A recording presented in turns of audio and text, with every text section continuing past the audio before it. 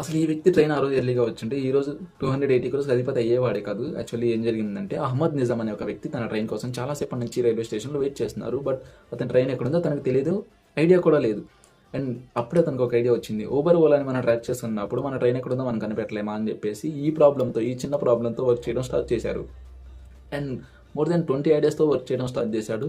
అతనికి అప్పుడే ఒక ఆలోచన వచ్చింది. ఒక చిన్న కీప్యాడ్ ఫోన్లోనే signal bar and signal tower location చూపిస్తుంది. అప్పుడు ఆ టవర్ ద్వారాగా మనం సిగ్నల్ తీసుకొని మన ట్రైన్ ఎక్కడుందో మనం కనిపెట్టవచ్చు కదా అని ఆలోచించాడు. అప్పుడే యాప్ కనిపెట్టాడు, వేర్ ఇస్ మై ట్రైన్ అనే యాప్ని కనిపెట్టాడు. దాన్ని మనం ఈరోజు చాలా మంది వాడుతున్నాం, చాలా మంది వేర్ ఇస్ మై ట్రైన్ అనే యాప్ని మనం వాడుతున్నాం కదా.